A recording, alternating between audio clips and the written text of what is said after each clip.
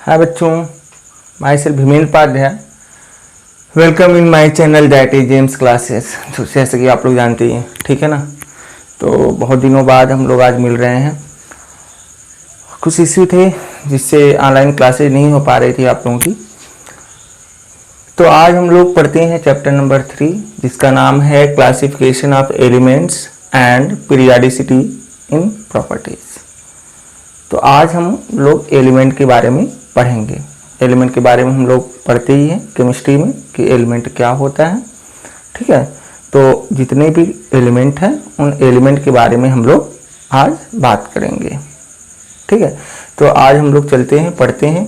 तो एलिमेंट जो था, अभी तो एलिमेंट जनरली हम लोग पढ़ चुके हैं, क्लास 10th में पढ़ चुके हैं कि क्लास 10th में नंबर ऑफ एलिमेंट थे कितने, 118 एलिमेंट टोटल होते हैं ना।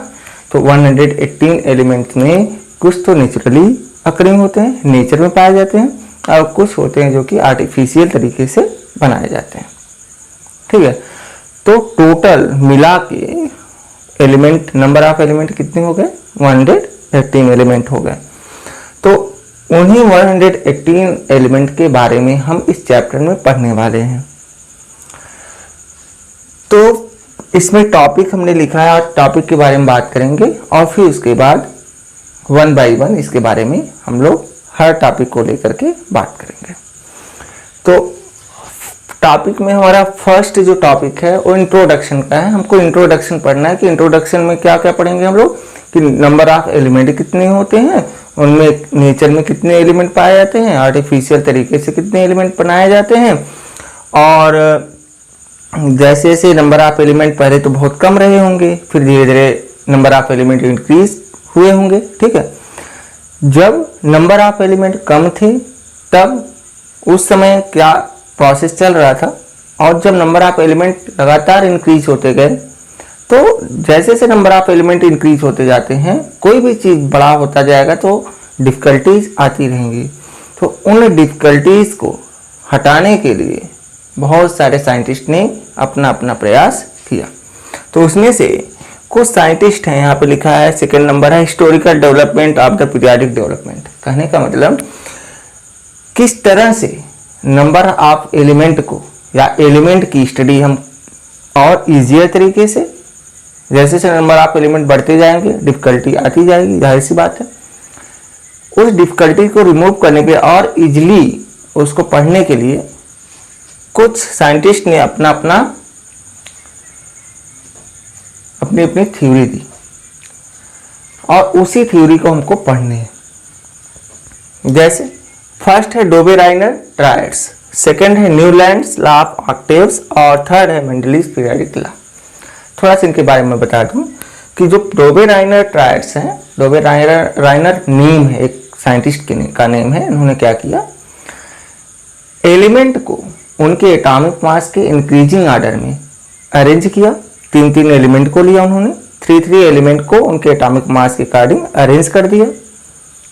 उन्होंने उस एलिमेंट को इस तरह से अरेंज किया ताकि पहले वाले एलिमेंट का एटॉमिक मास और दूसरे वाले एलिमेंट के एटॉमिक मास का जो रेशियो हो या का जो एवरेज हो, ठीक है, वह बीच वाले एलिमेंट के एटॉमिक मास के ऑलमोस्ट इक्वल हो।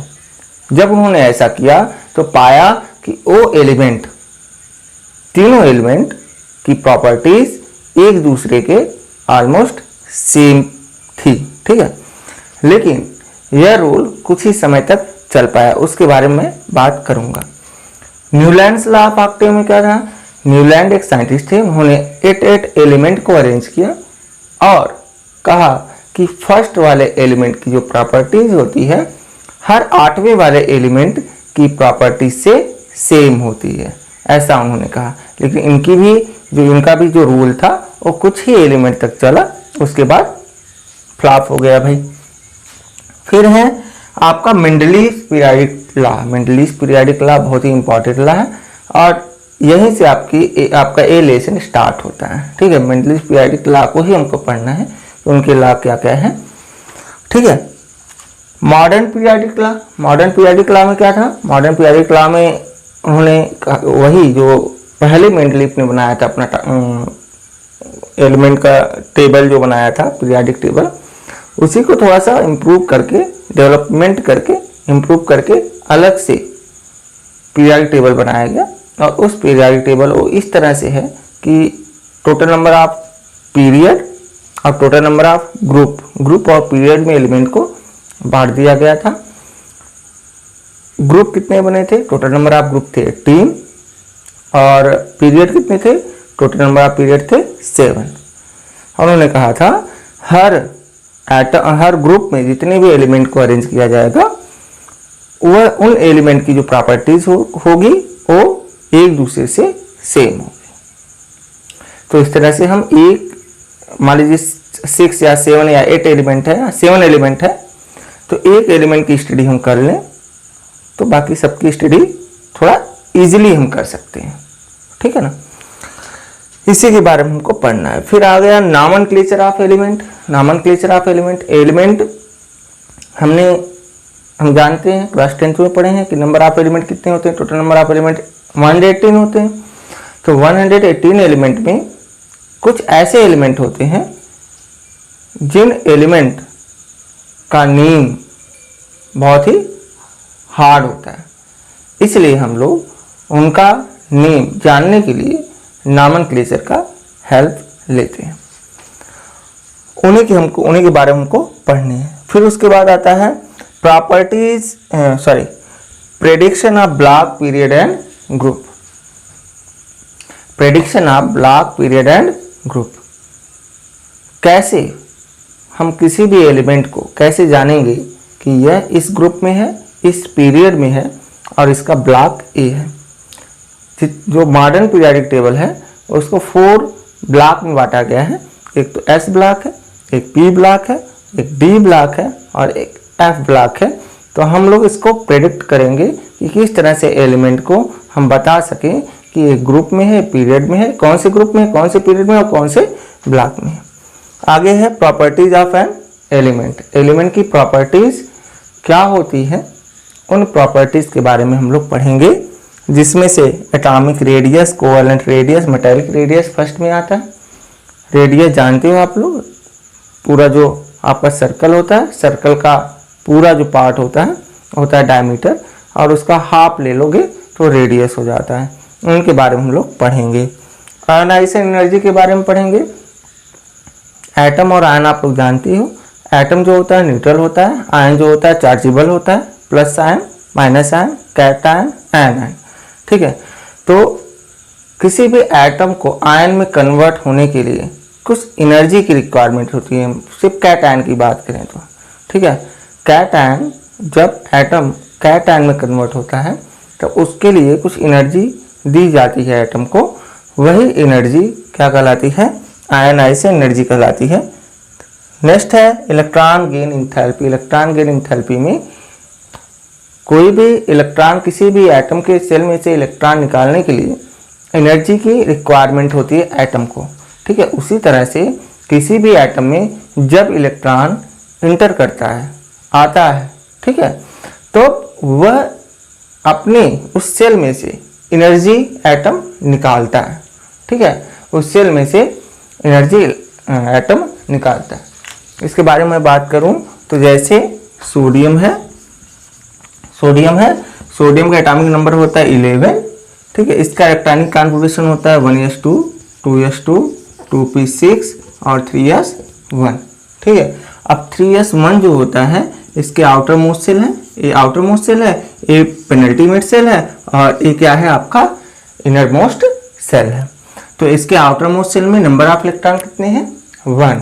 अब जब यह इलेक्ट्रॉन निकालेगा, 1 इलेक्ट्रॉन निकालेगा बच्चों, तो यहाँ पे टोटल नंबर ऑफ इलेक्ट्रॉन कितना है अभी? 11।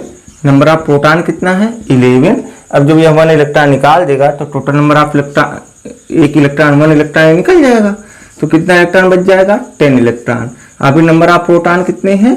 11 प्रोटॉन है। तो प्रोटॉन मिस होता है क्या?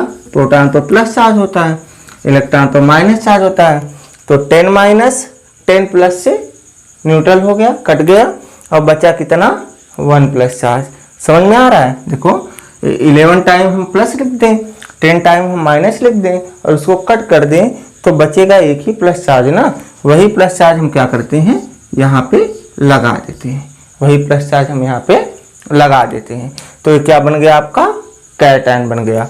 अब इसी इलेक्ट्रॉन को निकालने के लिए हमको एनर्जी देनी पड़ती है, किसको, सोडियम को। सोडियम को क्या देनी पड़ती है, एनर्जी देनी पड़ती है। जब तक हम सोडियम को एनर्जी नहीं देंगे तब तक यह इलेक्ट्रॉन को निकालेगा नहीं। अब क्लोरीन क्या करता है, क्लोरीन इसी इलेक्ट्रॉन को लेने के लिए, इसी इलेक्ट्रॉन को जब लेगा, क्लोरीन इसी इलेक्ट्रॉन को लेता है, तो क्लोरीन जब इलेक्ट्रॉन लेगा तो 2Cl माइनस में होगा ना, और इसमें से जितना इलेक्ट्रॉन, यह इलेक्ट्रॉन एनर्जी, मान लीजिए इसके पास, इस इलेक्ट्रॉन के पास पहले कितनी थी एनर्जी, E थी। जब एनर्जी इसको प्रोवाइड किया गया तो इसकी एनर्जी क्या हो गई, E1 हो गई। अब E plus E1 energy provide किया गया, यहाँ से कितना एनर्जी प्रोवाइड किया गया, E1। अभी पहले एनर्जी इसकी थी कितनी, E, बाद में प्रोवाइड किया गया कितना एनर्जी, E1। टोटल एनर्जी इसकी कितनी हो गई, E प्लस E1। अब यही एनर्जी लेकर के किसके पास आया, क्लोरीन के पास आया। अब क्लोरीन इस इलेक्ट्रॉन को लेगा तो यह इलेक्ट्रॉन क्या करेगा, E इसके पास तो रहेगा ही रहेगा, और प्लस जो बाकी E1 एनर्जी यहाँ से लिया है, यही E1 एनर्जी फिर निकल जाती है। मतलब यहाँ से एनर्जी रिलीज होती है, ठीक है। इलेक्ट्रॉन मतलब कि निकालने के लिए इलेक्ट्रॉन को दिया जाता है, और जब यह कोई भी एटम इलेक्ट्रॉन लेता है तो उससे से खुद एनर्जी निकलती है, और इसी एनर्जी को इलेक्ट्रॉन गेन इंथैल्पी बोला जाता है, इलेक्ट्रॉन गेन इंथैल्पी, ठीक है। इलेक्ट्रॉन गेन इंथैल्पी हो गया, इसके बारे में मैं बात करूँगा आगे। इसके बाद इलेक्ट्रोनेगेटिविटी आती है। अब इलेक्ट्रॉन गेन इंथैल्पी और इलेक्ट्रोनेगेटिविटी में दोनों में डिफरेंस बहुत ज़्यादा पूछता है। इलेक्ट्रोनेगेटिविटी क्या होती है, इलेक्ट्रोनेगेटिविटी एक प्रोसेस होता है, एक फिनोमेना होता है, एक टेंडेंसी होती है जो वन पेयर ऑफ इलेक्ट्रॉन को गेन करने की, ठीक है। The tendency from which an atom gain one pair of electron, one pair of electron gain नहीं, सॉरी, अट्रैक्ट करता है। जैसे अब वन पेयर ऑफ इलेक्ट्रॉन की बात करें तो जैसे HCl है, Cl की इलेक्ट्रोनेगेटिविटी ज़्यादा होती है हाइड्रोजन से, तो हाइड्रोजन और क्लोरीन दोनों इलेक्ट्रॉन से जुड़े हुए होते हैं, कोवैलेंट बॉन्ड बना हुआ होता है। अब ये इलेक्ट्रॉन किसकी तरफ ज़्यादा अट्रैक्ट रहेंगे, इस क्लोरीन के पास, इसलिए इस पर पार्शियली पॉजिटिव चार्ज होता है, इस पर पार्शियली नेगेटिव चार्ज होता है। पार्शियली पॉजिटिव मतलब हाफ, पार्शियली मतलब आधा, पूरा नहीं। अगर ये इलेक्ट्रॉन दे देता है इसको तब पूरा हो जाता प्लस चार्ज। जैसे सोडियम ने इलेक्ट्रॉन निकाल दिया इसलिए यहाँ पे पॉजिटिव चार्ज आ गया था, क्लोरीन ने इलेक्ट्रॉन लिया इसलिए इस पर नेगेटिव चार्ज आया। लेकिन यहाँ पे एनर्जी कोई इलेक्ट्रॉन कोई दे नहीं रहा है, कोई ले नहीं रहा है। यहाँ पे मोर इलेक्ट्रोनेगेटिव होने के कारण, मोर इलेक्ट्रोनेगेटिव एलिमेंट होने के कारण यह क्लोरीन हाइड्रोजन को अट्रैक्ट किया है, ठीक है। इसलिए इससे थोड़ा दूर है हाइड्रोजन से इलेक्ट्रॉन, इसलिए यहाँ पार्शियली पॉजिटिव चार्ज आ गया और यहाँ पे पार्शियली नेगेटिव चार्ज आ गया। इस तरह से आपका इलेक्ट्रोनेगेटिविटी, यही टेंडेंसी को कहते हैं, ए एनर्जी को कहते हैं, ठीक है। अब देखो variation in period and group. Period में जाएंगे, पीरियड हॉरिजॉन्टल होता है और ग्रुप क्या होता है, वर्टिकल होता है। तो अगर पीरियड में जाएंगे तो क्या वेरिएशन होगा प्रॉपर्टी में, अगर ग्रुप में जाएंगे, ग्रुप में ऊपर से नीचे आएंगे तो उस एलिमेंट में क्या क्या वेरिएशन हो सकता है उनके बारे में हम लोग बात करेंगे। 8th है periodic trends in chemical properties. Chemical properties में आपको जैसे केमिकल प्रॉपर्टीज में जितने भी केमिकल प्रॉपर्टीज होती हैं एलिमेंट की, उन एलिमेंट के केमिकल प्रॉपर्टीज की बात करेंगे, उनसे कौन कौन से नए मटेरियल का फॉर्मेशन हम कर सकते हैं। केमिकल प्रॉपर्टीज वही होती है केमिकल चेंज जिसमें एक न्यू सब्सटेंस का फॉर्मेशन हो, न्यू प्रोडक्ट का फॉर्मेशन हो। तो कैसे फॉर्मेशन होगा उन सब के बारे में बात करेंगे हम लोग। फिर है इनर्ट पेयर इफेक्ट, बहुत ही इंपॉर्टेंट। इनर्ट पेयर इफेक्ट, जैसे कोई भी एलिमेंट है उसके आउटर मोस्ट सेल में इलेक्ट्रॉन है और उसके पिछले वाले सेल में, जैसे यहाँ पे इसके आउटर मोस्ट सेल में 1 इलेक्ट्रॉन है, इसके पिछले वाले सेल में 8 इलेक्ट्रॉन है। अब ये इनर्ट पेयर ऑफ इलेक्ट्रॉन है। अब inert pair of electron sorry, हाँ, इनर्ट पेयर ऑफ इलेक्ट्रॉन मतलब कि अंदर वाले इलेक्ट्रॉन पर क्या इफेक्ट पड़ेगा, इससे इस अंदर वाले इलेक्ट्रॉन से जो इनर सेल में प्रेजेंट है उससे इस इलेक्ट्रॉन पर, इस पूरे एटम पर क्या इफेक्ट पड़ेगा, उसे इनर्ट पेयर इफेक्ट बोला जाता है। इसको मैं बात करूंगा, बहुत अच्छी चीज़ है और आता है एग्जाम में, कोई भी प्रिपरेशन करोगे तो उसमें भी पूछा जाता है बहुत बार। फिर आता है lanthanide and actinoid contraction. Lanthanide contraction और एक्टिनोइड कॉन्ट्रैक्शन ये बहुत ही इंपॉर्टेंट है क्लास 12 के लिए आपके, लेकिन पढ़ने हैं इसमें भी, ठीक है। जो एफ ब्लॉक एलिमेंट होता है उसमें दो पीरियड होते हैं, एक तो होता है लैंथेनॉइड एलिमेंट्स और दूसरा होता है एक्टिनोइड एलिमेंट्स। लैंथेनॉइड लैंथेनम से शुरू होता है और एक्टिनोइड एक्टिनियम से शुरू होता है, ठीक है। ये दोनों ही एफ ब्लॉक के एलिमेंट हैं। तो लैंथेनॉइड कॉन्ट्रैक्शन होता है, एक्टिनोइड कॉन्ट्रैक्शन होता है। तो एफ ब्लॉक होने के कारण इनके साइज में कुछ कॉन्ट्रैक्शन होता है, में इनकी साइज छोटी हो जाती है थोड़ी सी। तो क्या होता है, बहुत ही इंपॉर्टेंट है, उसको भी पढ़ना है। तो आज हम लोग इसके बारे में चर्चा की। नेक्स्ट वीडियो में हम लोग सीधे चलेंगे इंट्रोडक्शन पर। इंट्रोडक्शन से आपका धीरे धीरे स्टार्ट होगा और लास्ट तक जाएगा। तो आज बस इतना ही, थोड़ा सा व्यू हमने दे दिया ताकि आपको क्या पढ़ने वाले हैं हम इसके बारे में नॉलेज हो जाए। तो धन्यवाद, आज के लिए बस इतना ही। Thank you.